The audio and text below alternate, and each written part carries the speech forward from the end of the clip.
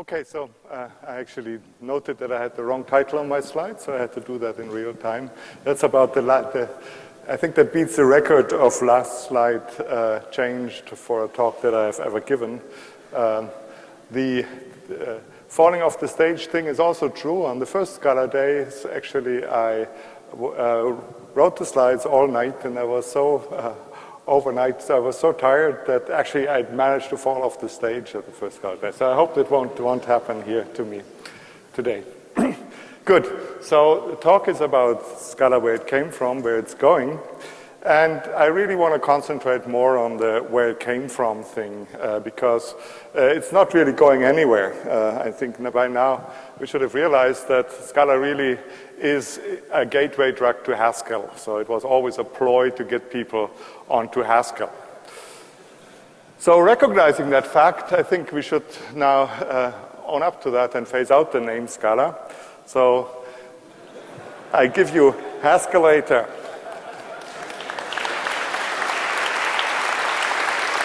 Note in particular the beautifully blended logo of the two things, of the Haskell Lambda and the Scala stairs, so that all that was an idea of Sandor Stucki.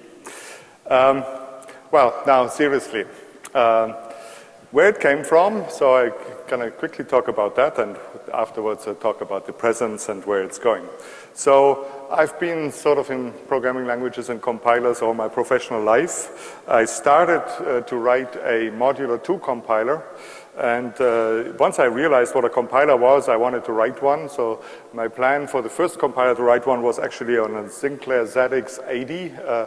I don't know who remembers that computer and how much RAM it had. It had 1 kilobyte of RAM. So that was a bit unrealistic. But the first compiler I wrote then was for an Osborne 1, which had a grand total of 52 kilobytes of RAM, which at the time was quite a lot. And I wrote a modular 2 compiler and an IDE, or an editor, and essentially fast syntax, error correction, and so on. So that led me then to actually go to Zurich, where Niklaus Wirth, the designer of Modular 2 was, and I did my PhD with him, and then I worked a little bit on Oberon. Then in the 90s, I fell in love with functional programming and I wrote a lot of papers, more of the theoretical side on lambda calculus and stuff. So I had a bunch of papers in conferences like POPL and ICFP. I'm actually very glad to say that Phil Bagwell, since we talked of his latest idea, will actually be presented at ICFP this year. So it made it into ICFP. It's about vector concatenation, essentially a more efficient way to concatenate vectors, and that finally got implemented, and the people who implemented it wrote a paper, and that got accepted into ICFP. ICFP is essentially the leading academic conference for functional programming.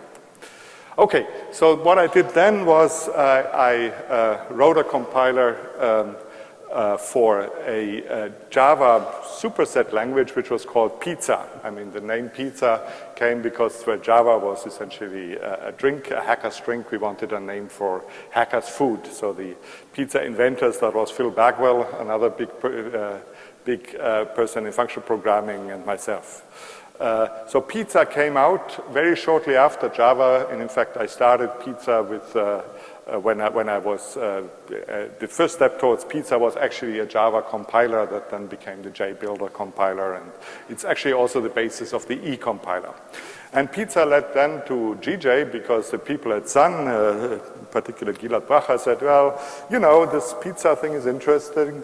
It has generics, we want that. It has lambdas. Well, lambdas are cool, but we now have inner classes, and that's good enough. So, well, it took a while for them to come to revise that position.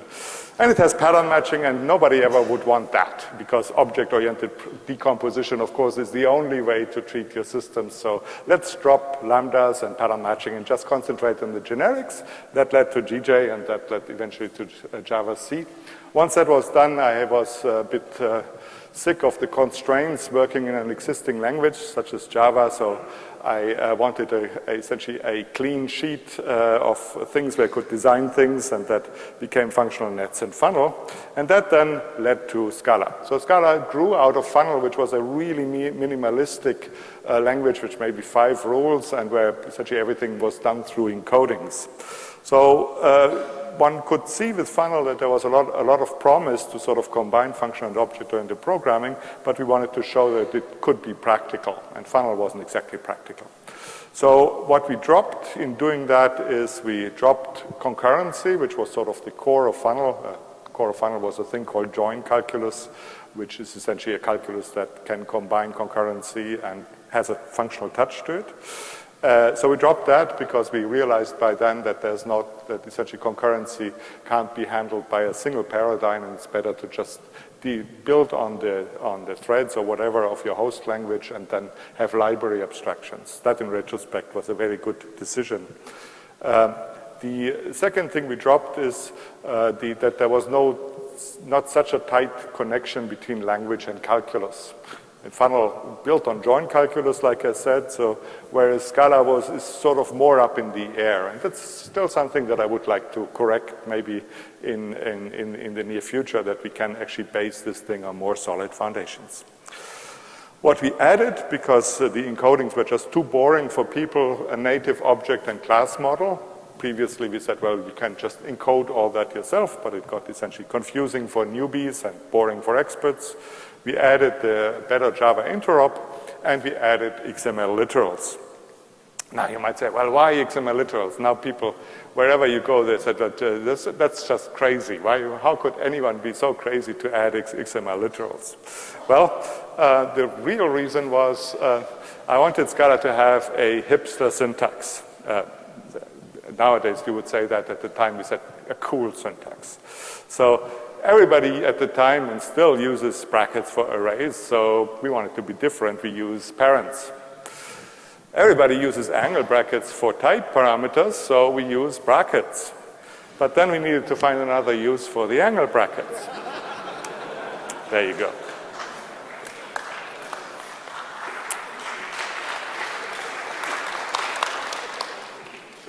So, now seriously, what makes Scala Scala?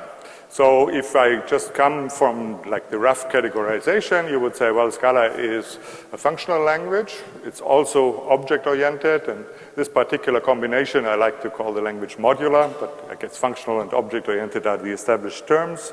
It's a statically typed language, and it's strict, unlike Haskell, which is a lazy language. So I think these are sort of the defining characteristics of the language in the language space. It's not the only language that has these characteristics. There are a couple others. I think the one that actually is closest is probably OCaml as a predecessor, and F# is a language that sort of developed in parallel to Scala. So if you look at OCaml, then we notice that, well, it also has the same four attributes here. There are also some differences. The first difference is that in OCaml, we separate the object and the module systems. They're two completely different aspects of the language, and people typically choose one or the other. So they use the object system or they use the module system. They don't tend to mix them. Whereas in Scala, it was from the start the aim to unify them, to say objects are modules. And that is also where a lot of the early innovation in Scala happened, namely for objects to be modules, because modules carry types as members, so they can encapsulate types, both abstract types and concrete types. Objects had to do that as well. And that was something that at the time was quite new, that objects would actually have types as members. And it was essentially driven by this desire to unify these things that were separate in OCaml. The other big difference was that OCaml uses the Hindley-Milner type system alongside a number of other languages such as SML or Haskell, and that is a very powerful global type inference system. It's very reliable. It's sort of the workhorse of type inferences.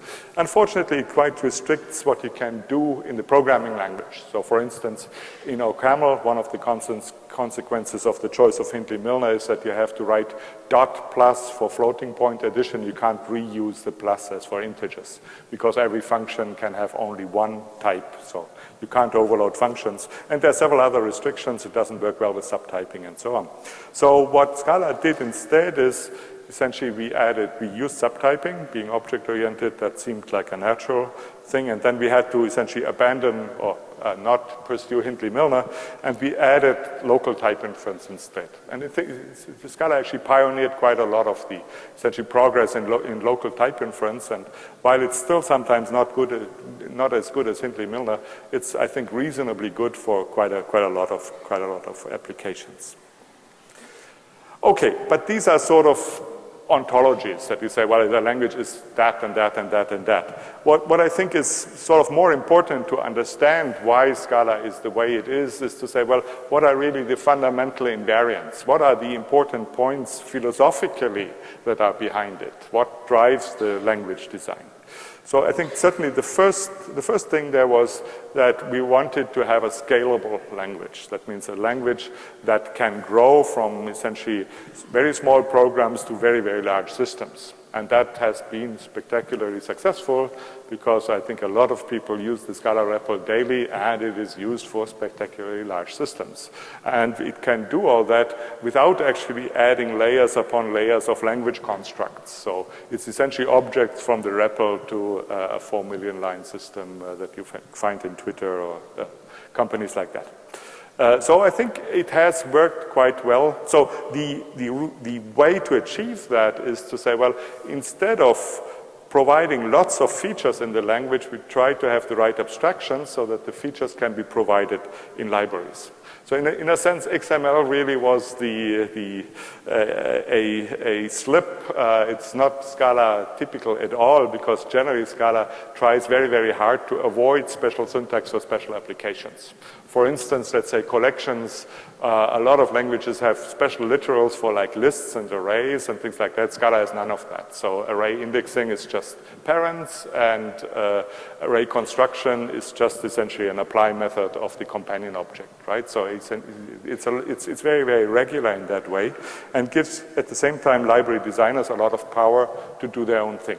And I think overall, it's what makes Scala Scala, and it has worked quite well so far.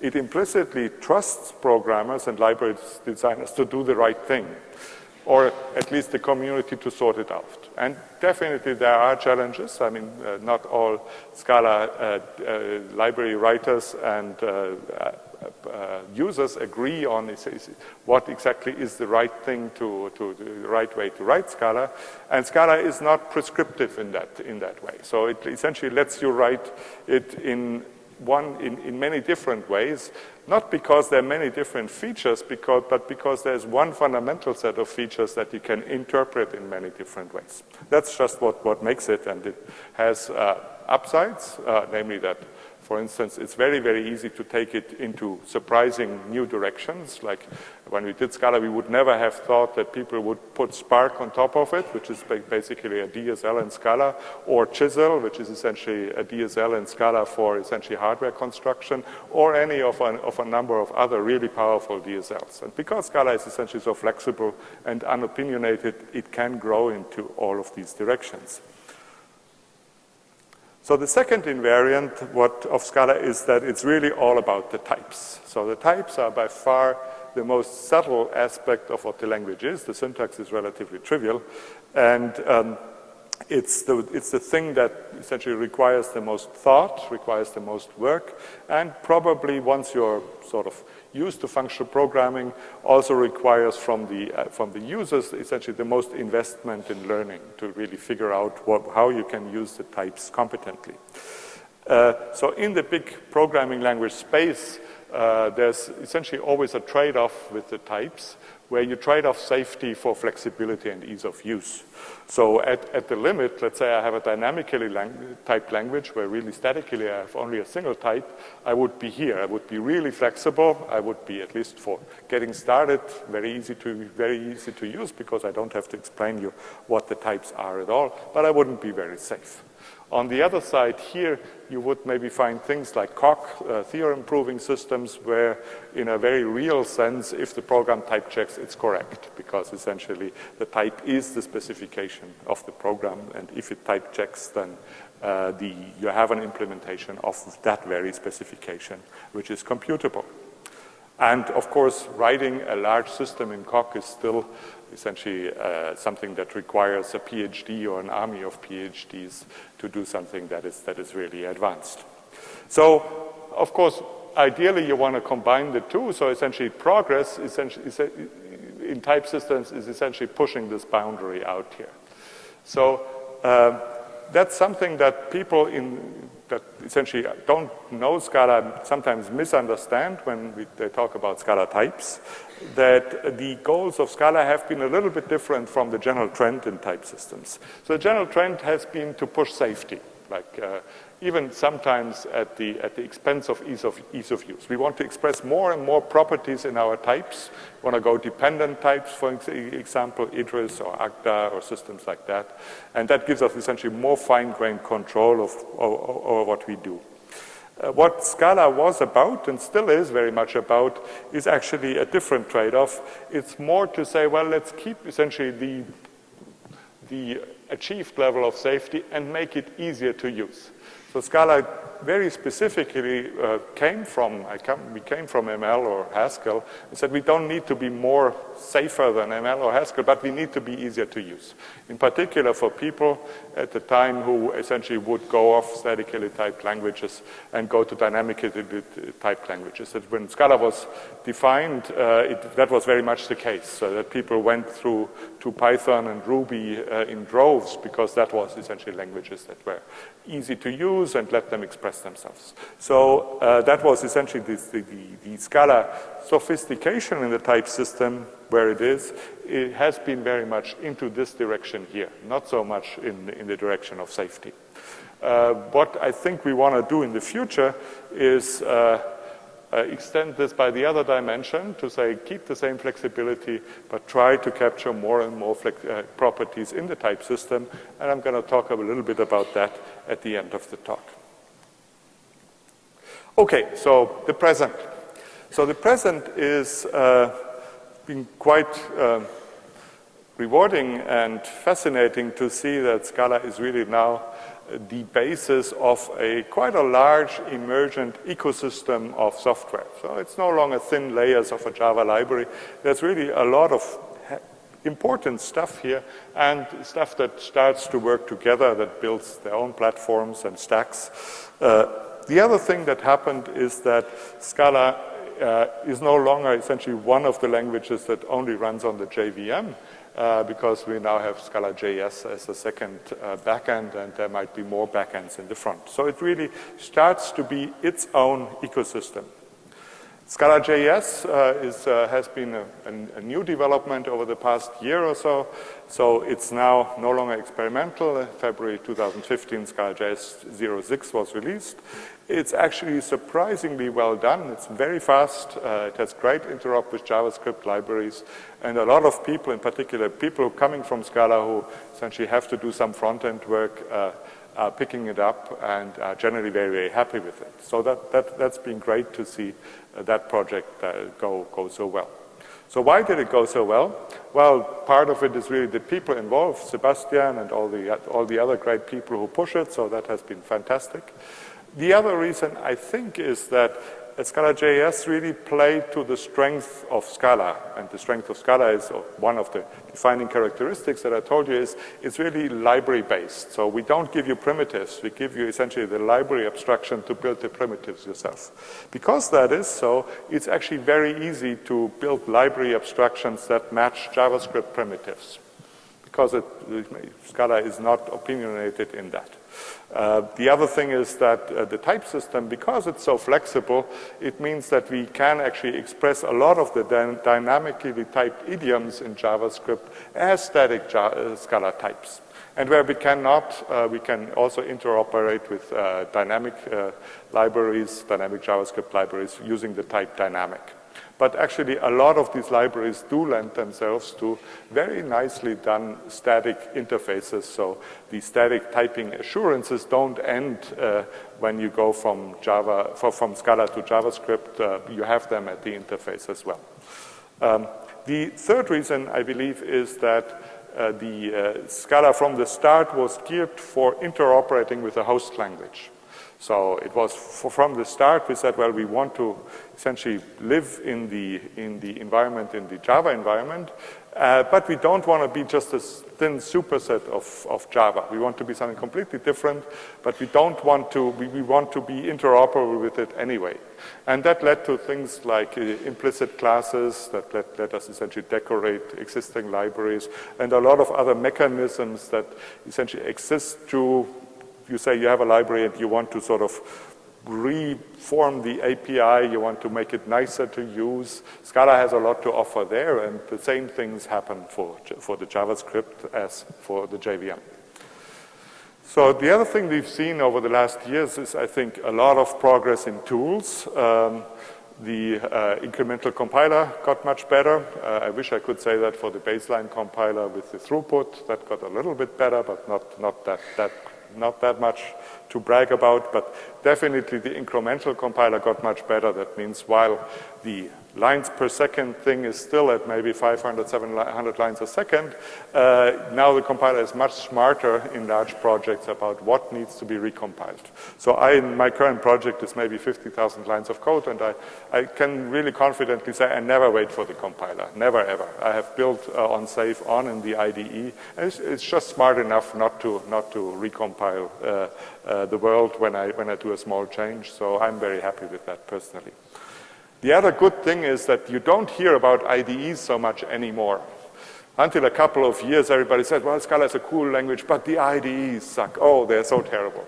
Now you don't hear that anymore, which means that that's definite progress. I mean, these IDEs are now pretty solid. They're actually pretty good, all of them. So both the Eclipse IDE, the IntelliJ IDE, and a lot of the progress in IDEs has been brought to editors using the Enzyme plugin, so it can be used with Emacs or Sublime or other editors.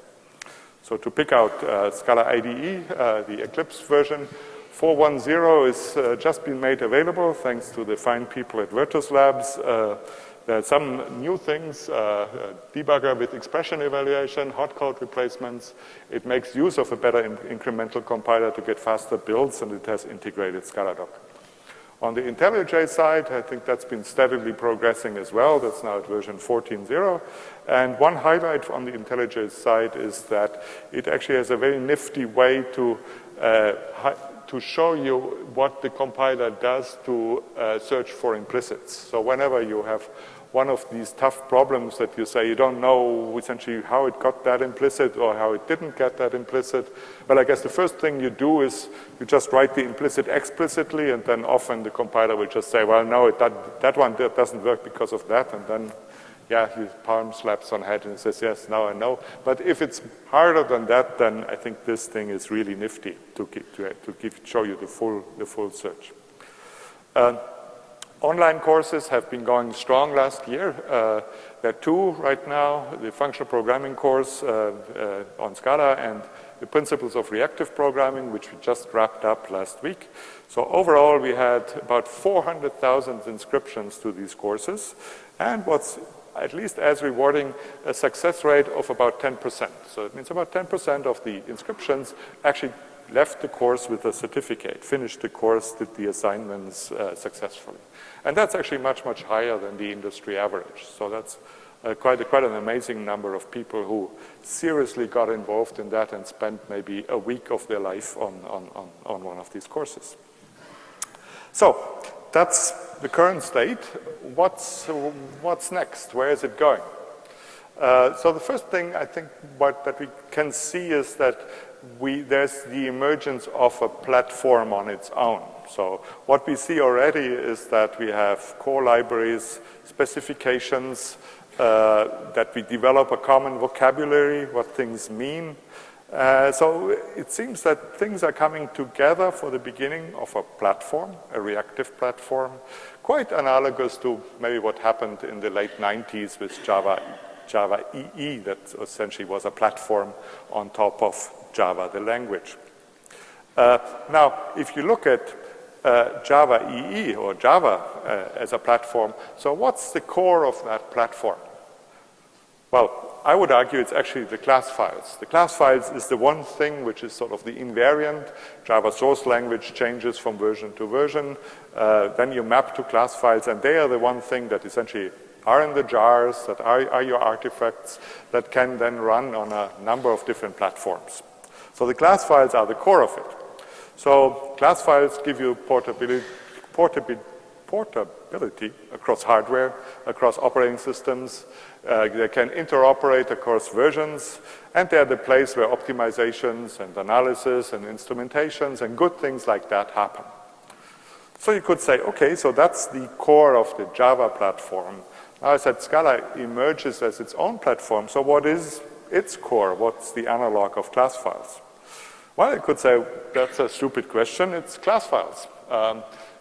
Or rather class files plus essentially the Scala type signatures that are embedded in the class files, because Java translates to class files, Scala translates to Java class files, and it adds essentially the Scala specific bits to it that's needed for the compiler to figure out what are the Scala types in a different compilation unit that it accesses. So that's been the story so far, but it's not without challenges. So one challenge is binary compatibility, and I think probably everyone in this room has been bitten by that at some point or other. So binary compatibility means that you compile your version with your program with one version of Scala. Somebody else tries to use it with a library is compiled with a different version, and things go wrong. So nowadays we restrict that to major version up bumps. So for minor versions, so 2.11.2 to 2.11.3, let's say, we guarantee that you won't have problems like that. But going from, let's say, 2.10 to 11, that was the case. That could happen. So people ask us, why does this happen? Why can't you keep binary compatibility and Java can? The problem, there are actually several problems, but I just give you a couple. So one is that Scala C has way more transformations than Java C. It's far removed from the class files. Java and Java source and Java class files are basically the same thing, shown by the fact that you can have decompilers that translate back from class files to source, and they're actually pretty good. Whereas for Scala, that's completely not true. Scala is a completely different language, and the compiler has to work very hard, going through many, many different phases to go from source to the class files. Currently, there are maybe 20 phases, and in the future, there might be many more than that. The problem is, in this deep pipeline, a lot of things can go wrong, and that's completely natural. I mean, you could say analogously, if in the Java JVMs had been restricted not to change anything in their native code output, in their assembly output, that you of course don't see over the last 10 years, how many bugs would not have been fixed? I would guess quite a few of them, because of course you fix bugs by changing your output. But the Scala C compiler fixes bugs by changing the bytecode, the class file output. And we would like to be able to do that from version to, at least from major version to major version. So we have this very uncomfortable dilemma, which says, well, either we fix bugs, important bugs, or we keep the version stable, but we can't do both. And bugs, like I said, are natural. It's in every system, essentially the understanding improves and you find out things that you didn't realize before. For instance, one bug that we have right now and that will change, that will require binary incompatible change is that if you have lazy values, then there are actually some situations where you might have complicated patterns of lazy values. You might run into a deadlock. Just with the lazy values, if you have a multi-threaded application using a lot of them. You can search it on the internet. It's a well-known thing that's been known for a while. So to fix that, we have a nifty scheme to fix that. But the problem is, in order to fix that, we would have to break binary compatibility. So right now, we have to wait until the next major version to do that. And furthermore, the next major version, a lot of people who don't want stuff to break tell us we should delay that much longer than before. So what do? You fix this bug, or you break, or you keep the version stable. It's not a very enviable position to be in. Okay, so the second challenge for Scala here is having to pick a platform. So previously it was easy, the platform is the JDK. But now it's no longer so easy because the JDK has suddenly started to move again. So it was stable for a long time, but now Java 8 is actually quite a different beast than Java 7. It has lambdas, and we would like to make use of these lambdas in the next version of the Scala language. But that would essentially fork the community. So we would say, well, we can essentially use Java 8, and then it means that if a library makes use of that, it would be able to run only on Java 8. So if somebody wants to use that library on Java 6, they're out of luck. So do we do that? We will, but we decided that what we will do is Scala 2.12 will be Java 8 only, and at the same time we will keep 2.11 for a longer period than 2.12 for the people who actually still have to stay on Java 6 and 7. So it's again a conundrum, and it's, of course, nowadays we have also ScalaJS, which is the next thing. So it means that people have to publish their libraries maybe for Java 6 or for Java 8, and maybe a third version for ScalaJS. And that is essentially added busy work for every library writer out there, and added confusion, possible confusion for every library consumer out there. So one thing that we have been working on is to say, well, maybe we should lift the level of abstraction a little bit, have a higher level Scala-specific platform, and that's what we did in this picture here. So the idea would be that we would have our own intermediate format, which is called Tasty here, and that would essentially be known to the packaging tools, build tools, linker, not clear yet how to call that. And that essentially build tool would take this thing and produce class files of the version of the JDK that you're using, or also minimize JavaScript. So that would essentially be the common format of this system. So Tasty is actually an acronym for typed abstract syntax trees. So it's serialized typed abstract syntax trees. So an abstract syntax tree is essentially the thing that a compiler immediately produces when it parses your source code. It looks a little bit like this. So here you have an expression x plus 2. So that would be here an apply node. That would be an object.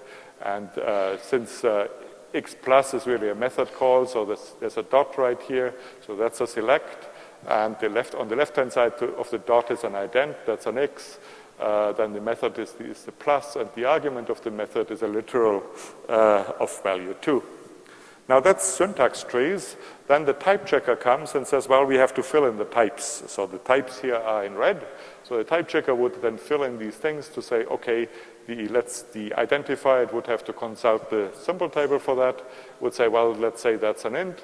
A literal is an int, a constant type of int 2. The select then would be a method from int to int, and the type of the apply would be an int. So that's sort of what the compiler has. And the idea is, well, maybe we can take that and make it into a class file format, or rather, more precisely, what we would do is we would take this and make it into an attribute that we can ship with JVM class files. So we still keep JVM class files, but that thing is kept as an attribute. So why keep it as an attribute? Well, the beauty is that if you want to retarget, let's say you have a class file for Java 6 and somebody wants to use it in a Java 8 context.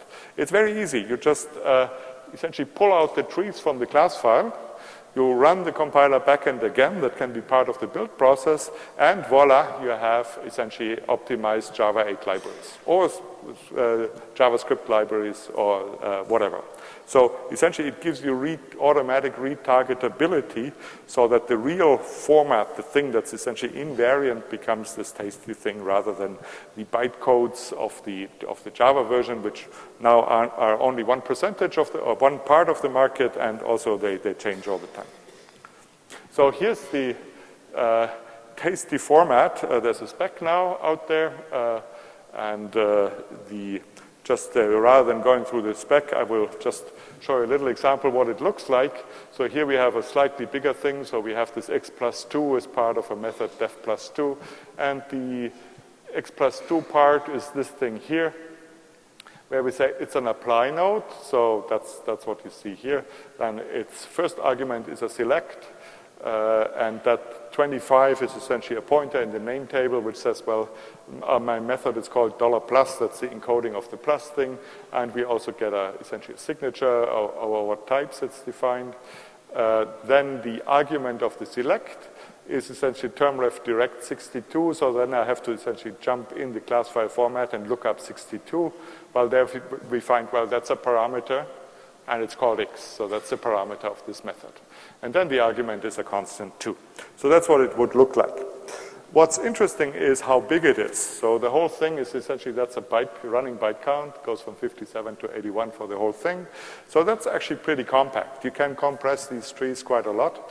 And what we found is that these trees make up about 25% of the class file size that we generate anyway, which is, to me, came actually as a big surprise how compact they can be. So that means that actually that we can actually afford to have these trees in every class file that we ship and get the retargetability for free. But we can actually get much more than retargetability. With that, we actually have an ideal format because essentially it gives you the essence of what your Scala code is, of what your Scala application is. It abstracts from the syntactic details and where you import where and how you got to this. It gives you essentially the fully elaborated tree with all the necessary details. Everything is made explicit. The types, the implicits, everything is in there. So there's very little scope actually to go wrong when you rebuild this thing. So I think it's actually the ideal format for things like instrumentation. If you, let's say, want to get a code coverage tool, then I think that would be the format on which I would hook it into. Optimization. So if you want to, we will have later on in the conference a talk about a linker that actually optimizes, does a whole program optimization using this format. Code analysis, so if you want to have a tool like find bugs, only Scala specific, that's what I would use for it. Refactoring, the list goes on. And of course it's publish once, run everywhere. So the other thing that we have been working on and where we're getting somewhere is on the language and foundation side. So the first thing here is that we wanted to have a way to essentially better connect the foundation, calculus, and the language. Because the closer that connection is, the more the firmer the ground is on which you stand when you argue things like, is my type system sound? What do my types really express? Does my compiler correspond to what the type system should be? So it's absolutely important to make progress that you have a good foundation there. So what we worked on is essentially a dual set of projects that both have dot in their name, so that's why I called the slide connect the dots. So dot is a calculus for dependent object types, DOT. So that's what the name stands for. So it's basically precisely this idea that you have objects, and you have objects can have types as members, and a type then is a path which essentially points you to an object and then maybe the type member of this thing. So it tries to get to the bottom of it, and furthermore, it shows that this calculus of dependent object types can be used as a foundation for basically all of Scala. And then there's a compiler that is called .c, and that's a compiler for a cleaned up version of Scala, and the project you find here on GitHub. So that tries to, based on this foundation, essentially rethink what a compiler for Scala should be. So that's what such a calculus looks like. If you haven't seen that, don't worry, I won't go into the details, but just to say, well, essentially that's the term, so there are just 4 forms of writing programs, and that's slightly more forms of writing types. So it's all very minimal. You really try to squeeze out all the possible syntactic sugars and everything that cannot be encoded and is not essential. You throw away and you try to get to the essence that where you cannot go any further, where it's really minimal. .c, I said, is a compiler for a cleaned up version of Scala, which might become, or probably will become, a future version of Scala. So what's the cleaning up thing that we did here? The first thing is XML literals. Sorry, they were cool 10 years ago, but now they're no longer cool, so we throw them out. I mean, XML literals have been sort of frowned upon for a while now, and we now have a perfectly good replacement, and that's string interpolation. So you know about string interpolation. You can have a string like this, where you essentially have a prefix, which is essentially the interpolator of this string here, and actually what we are able to do, what we can do is an interpolator that essentially will validate the XML code at compile time, so there's no need for the special syntax anymore. And in fact, for the migration, there will be an automatic rewrite tool that will take a program with XML literals and just essentially put every XML literal in the triple quotes and the XML, and that way you can bring your programs over automatically. The second thing that we're going to eliminate is procedure syntax. It's just two ways to do the same thing where it wasn't quite clear when to use what. And again, the rewrite tool will convert programs with procedure syntax into programs that just have essentially explicit unit types and equals signs. The third thing that we want to drop is early initializers. Who here has already used an early initializer? A handful, I would say, maybe 2 handfuls, that's it. So yeah, most people probably won't even know what they are. They're fairly obscure things in Scala syntax. So an early initializer is essentially used to simulate trait parameters. So a trait can't have parameters in Scala currently. So what you do is, if you want to simulate parameters, you put an abstract val or def in the trait, and you implement it in the class that passes the parameter, right? That's what you would do. The problem with that is the initialization order, that then the parameter gets initialized only when you initialize the implementing class. And that's after you run the initializer of the trait. Whereas for parameters, of course, you evaluate the parameter before you pass it into your superclass. And there's some situations where programs get tripped up by this, where you really need a different order, so we had these early initializers to cater for that. But the syntax never really caught on, and many people actually ignore them safely. So what we decided to do, that we just give you trait parameters, and then hopefully the problem is solved, so we can do away with the early initializers. More fundamental simplifications are cooked up for the types, in particular for existential types and higher kind of types. So who has already been confused by what is an existential type and what is a higher kind of type? Okay, good.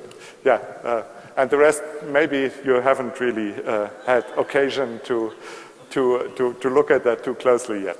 So syntactically, it's really quite confusing. So I think one is an underscore and the other is a variable name or something like that, and it depends what it is. So what, in particular, existential types, who has been already confused by existential types in the program, like complicated ones? Yeah, my understanding of my experience is, as soon as these types get really complicated, you're fighting the type checker, and it's not fun. So what we're going to do is actually get rid of full-blown existential types. So this syntax here will go. So in fact, this syntax here already required a language import. You have to write import language.existentials to get it. And in the future, well, it will be unavailable. We still keep the wildcards here. So that's allowed. That gives you essentially a restricted form of existential type. But the full-blown thing is too hard, and we're going to drop it. The other interesting thing is higher kind of types. So higher kind of types are something like this. In its simplest form, you would just write list, and then it has an uninstantiated type member. So essentially, it becomes a type constructor, and you still have to give it a type parameter.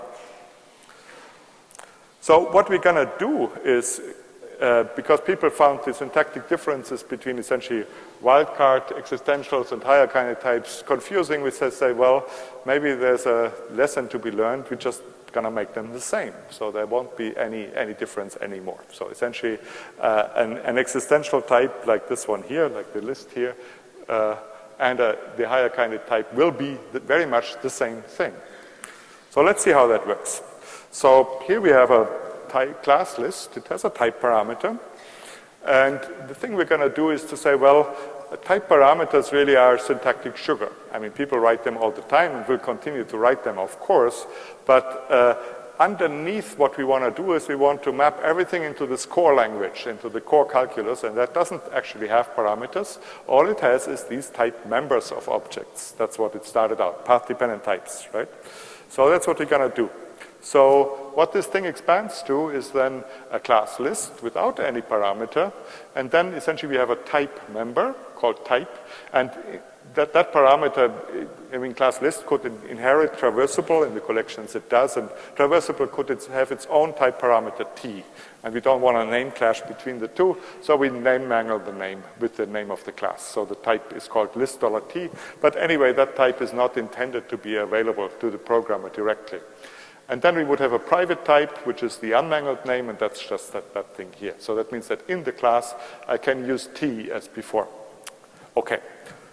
So that's our expansion of type parameters to type fields. Now,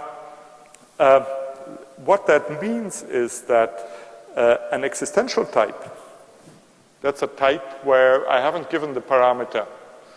Well, that's essentially just the same thing as the class, as a type list itself. So I can have a type list, and when I just write type list, it means, well, I haven't told you what the type member is. We do that all the time with type members. And the only addition I need is to say, well, if I have a type like that, then I can come actually afterwards and say, well, there's actually a type member that I haven't defined yet, namely this list$t. Let me just define it with brackets. And that's essentially instantiation of a higher kind of type. So that's how it all works. Okay, so for a while people had doubts about that because that scheme, while it works beautifully, where it works is actually not quite as general as full higher kind of types. But actually we can get there if we essentially invest in one other thing, and that's typed lambdas, which is also a thing in current Scala with a pretty awkward syntax, so we will probably get a better syntax for them. But I won't show you the syntax, I will just essentially look at the principles again. So the need for that is if you say, well, let's say we have a type 2 of t and it's a pair of t and t. So if we wanted to do this trick before, then it wouldn't work because we couldn't just say the type 2 is pair. Because, well, pair has two type parameters, but here we are after a type which has only one type parameter. So that encoding doesn't work. So what we do instead is essentially we say the type 2 is a type lambda. There's a class that is that's predefined called lambda. And it has a type higher kind of argument, that's this guy here. And then it has an apply method that says, well, if you apply this thing fully, then that's a type that you get. It's the higher kind of argument here twice. That's a t here. Okay, so if you write 2 of string then that would be 2. And the type parameter you just add, you say, well, now type higher kind of argument is string. That's just the encoding of parameters. And the one magic bit here is to say, well, if you have a fully applied lambda, then project it with apply. So essentially get out the projected type. Okay, new concepts that we have added to the language are type unions and intersections. The type intersections, so this t and u, is essentially a same, better behaved form of what we have with compound types, and we will migrate compound types to these type intersections. Why are type intersections better than compound types?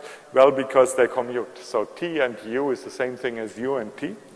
Whereas for compound types, that actually was not true. So T with U is not the same as U with T, because there's essentially a rule that you always pick the member in the right type over the member in the left type. So type intersections are better behaved that way. The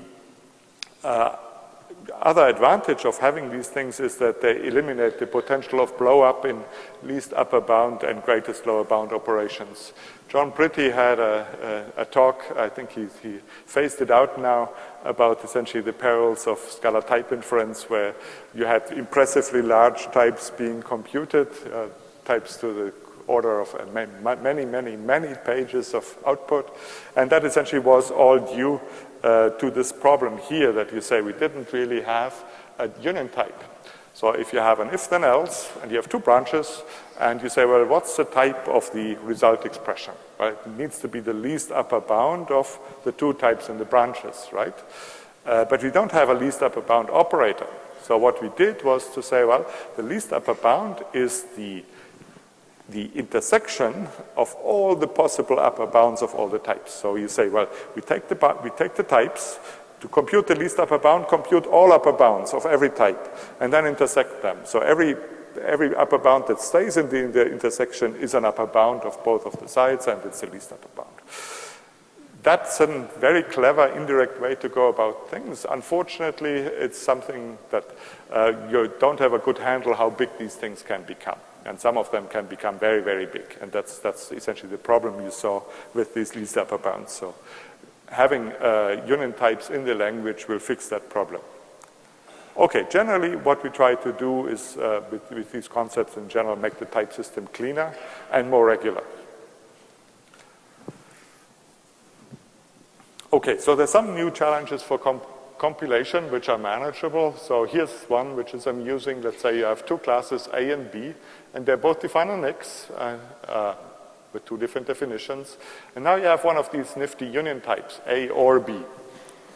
And you call A or B dot X. So previously that wouldn't compile because A and B, the least upper bound, would be any ref, and any ref doesn't have an X. But now we have the least upper bound, so it's A or B, and both A and B have an X, so it's perfectly reasonable to say, well, it should actually give you it should be type correct, it will be type correct, and it is compilable. So to figure out which X gets called here, the compiler has to work a little bit harder. It has to say, well, the way it does that, it has to look at this value and says, well, is it an A? If yes, then call the X in A. If not, cast it to a B and call the X in B. So that's some of the new stuff that has to happen there. But it's, strictly speaking, a generalization of what happened before. So the status of all this is that that compiler is actually close to completion. Well, that's unfortunately not true, but we should have an alpha release fairly soon. That was my hope. What we will do is use Tasty for merging the two compilers at some point. So Tasty is actually the intermediate format for the .c compiler. So essentially this pipeline is implemented. There's currently ongoing work to actually get another front end for Tasty from the current Scala C compiler. So once that's done, we can actually compile Scala C like this. So essentially use Tasty as a common backend for both Scala C and .c. And what we already use is essentially the Gen B code, the JVM bytecode generator. That's already common between the two. So further plans for exploration, and there we essentially go into paper writing mode and research mode, but I think it's still quite interesting as a direction where I think we want to take the language. The first thing looks very, very small, but it actually has large ramifications, and that's implicits that compose. So we already have implicit function values, implicit lambdas. So you can write implicit x arrow t, or implicit transaction arrow body, and that's just a function from the parameter that we give here to the body to the right-hand side that gets evaluated here, but the parameter is implicit in the body. So you can use it as an implicit val. It's a nifty abbreviation if you want that. So what we don't have yet, but it's arguably very useful, is an implicit function type. So here we're talking about values, about function values. And here we're talking about function types. So if you could write an implicit transaction error result, just as a type. Currently we can't. Well, let's just suppose we can. So what should it mean? Well, let's put that aside for the, well, now what it means is that if you have a function that has such a type, then essentially it will, if you don't give to that function an explicit argument, it will figure out that argument. The compiler will use an implicit search to get that argument for you. So what that means is that now we can abstract over implicits. So we can write a thing like transactional of R, and that would be an implicit function from transaction to R. And that means that now we can actually have several of these things, transactional or contextual or any things that take an implicit, we can wrap it in a function type like that, and we can compose the types. We can make a type alias that is essentially many implicits rolled into one. Whereas until now, if you had implicits, then there was no other way. You had to write these implicits as parameters on every method that used them. And you had to repeat yourself every time you did that. There was no abbreviation. Of course, at the call side, they were passed automatically, but at the definition side, you had to write them all. Whereas now you can actually make a type alias, and you can make progressively more complicated type aliases that progressively capture more and more implicits, and you can keep the syntax small. So that's good, because in particular, it means that types like these now can be composed. So what then do these things mean? So there's a new rule, and here it is, that if the expected type of an expression E is an implicit function, then E is automatically expanded to an implicit closure. So let's say I have a function f transactional R equals body. And that means I don't have to write implicit transaction arrow body. Body is good enough. Just by the fact that I give it the implicit function type, it means that essentially I will expand this thing to actually be an implicit function value now that matches the type. Because otherwise there's no other way to match that very type. That's the idea.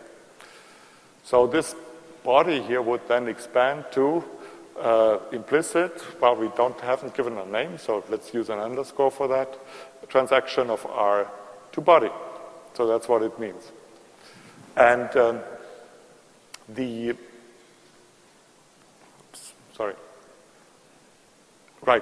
and you might ask, okay, since the implicit parameter is not named, how can I get at it in body? Well, there's always implicitly. So you just use implicitly with the type, and that gives you the parameter. Okay, the second thing I want to talk about is better treatment of effects, and it links into this treatment of implicits. So far, purity in Scala is by convention, not by coercion. That means that we all recognize that typically good Scala programs have a very sparing use of state, and the more global the state, the worse it is. So if you use state, then the state should be used rather carefully and rather locally. So I think that's a consensus for many of us in the Scala community, but it's not enforced. So there's no type system that essentially tells you off if you don't do that. So in that sense, Scala is not a pure functional language, because purity says, well, essentially, you have to be forced to be purely functional. What I'd like to do is explore scholarly ways to express effects of functions. And what I notice is that first, effects can be quite varied. For instance, it could be a side effect. You change a variable somewhere, or you do some I/O, or you throw an exception, or I think actually it would make sense to even treat null dereferencing as an effect. You could say it's an effect because it could throw a null pointer exception, and that's an effect. So in that sense, I think it makes sense. What, at least for this viewpoint, holds for effects are two interesting properties. One is they're additive, so it means they essentially form a set. Doesn't matter in what order you list your effects. So the order is not relevant, and they propagate along the call graph. So if you call somebody and that somebody has an effect, then you have that same effect.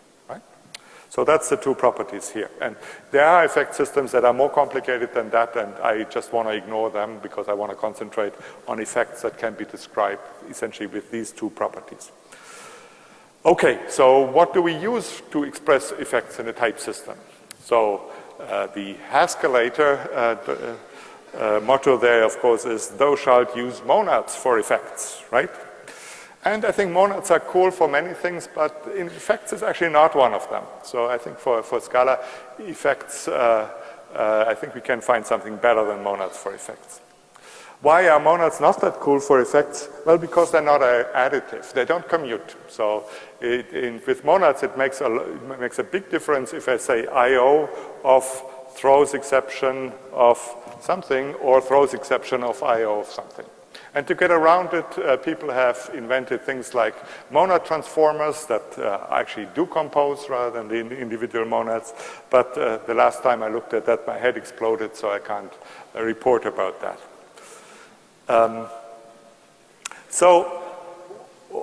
How can we model effects well without monads? Well, the idea there is we can actually use implicits to model effects as capabilities. So let's see what that means. So here's the thing that you would see in an effect system that's actually right out of Java.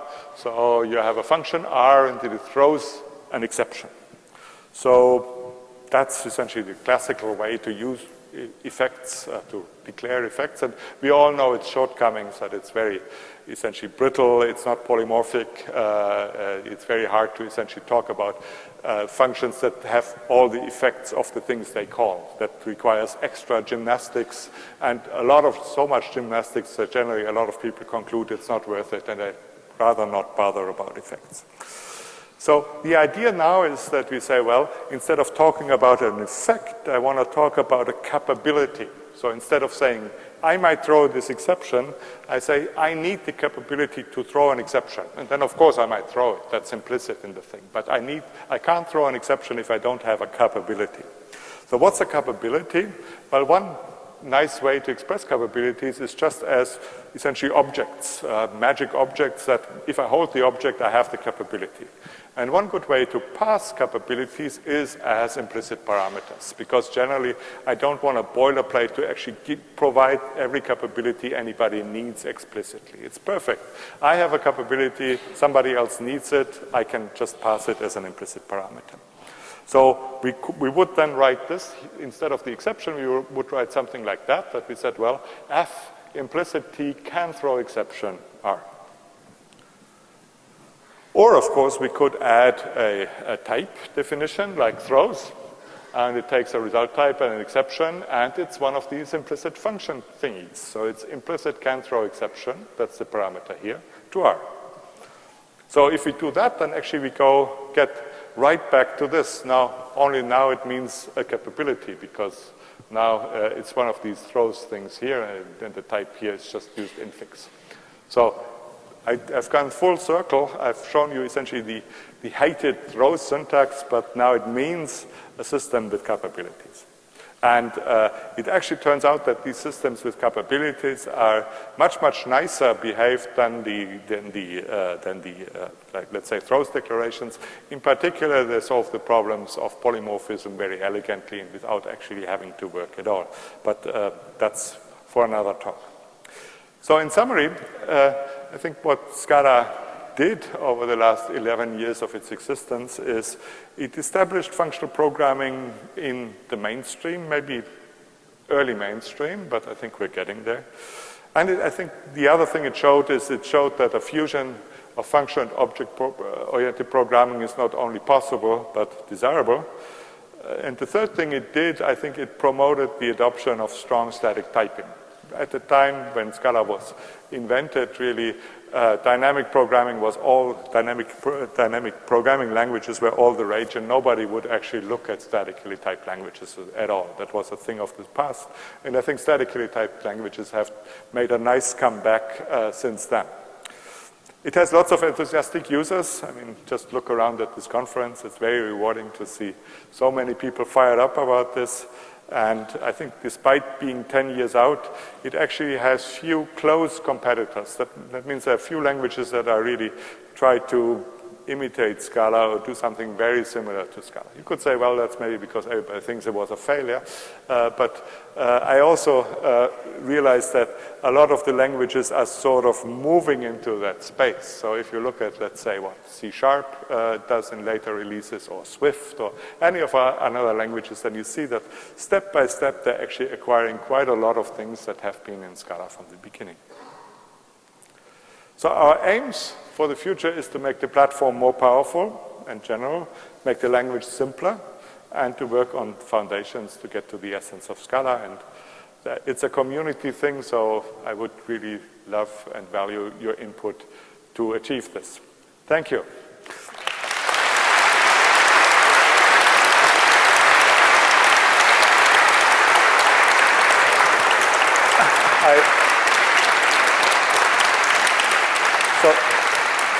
So there's time for some questions. If you have a question because of the acoustics, I would like to ask you to come out to this microphone and speak into the microphone.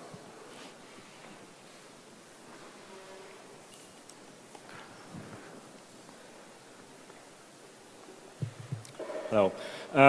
Yes, I have a question when you talk about tasty.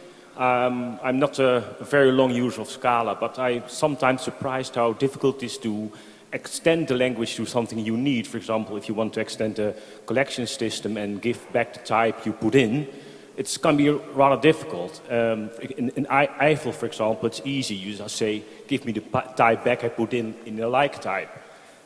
How is this going to change with tasty? If you have all this type of information available, makes it more easy to do things like that? Generally, I think it will be a good substrate for meta-programming in Scala. So there's the project Scala Meta. I think we have a talk about that at this conference as well. So Scala Meta will profit from Tasty because it is essentially the ideal format for evaluating Scala programs, transforming Scala programs, and so on. So together with that, I didn't talk about that because essentially that's a separate talk. I think we want to put essentially meta-programming on a new basis with Scala Meta, and Tasty is one part of that, yes. Thank you.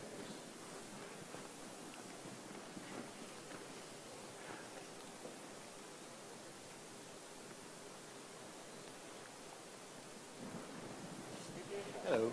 Yeah, we had a discussion about these capabilities at our last meetup, and how would you describe a pure something that has not requests capabilities like I want to do I/O or I want to do delay like in the future? Because for a library designer, you cannot sort of think like, oh, there's another capability I haven't thought of, which I now need to name as not being able to do. That's the interesting part. Yeah, you're very you're good. We're very good at drawing these conclusions. Yeah. So that actually needs a different thing, and it's actually surprisingly somewhat related to spores. So to express purity, to say I need really a pure function, what I need to say is a function that didn't somehow capture capabilities in its environment. So we need a special function type for that, to say essentially functions that are not allowed to take any implicit parameters of capability types. And that's sort of the interesting part for the research to do that. But yes, that's right. So I didn't tell you the full story. Thank you. Do we have another question?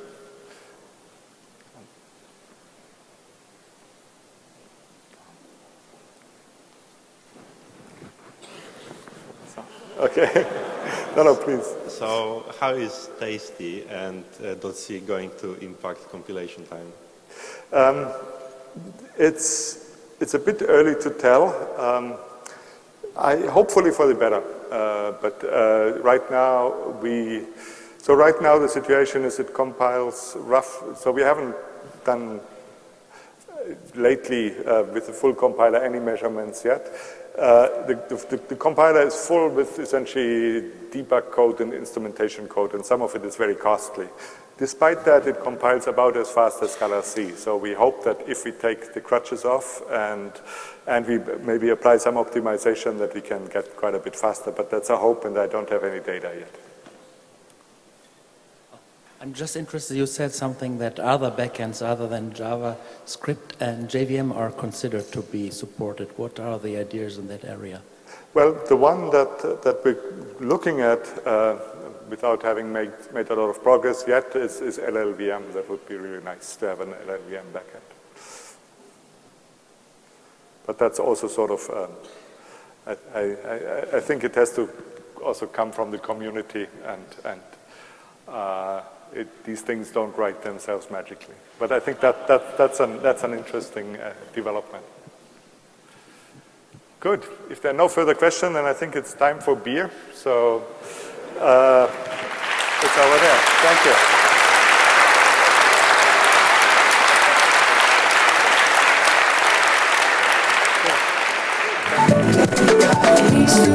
you.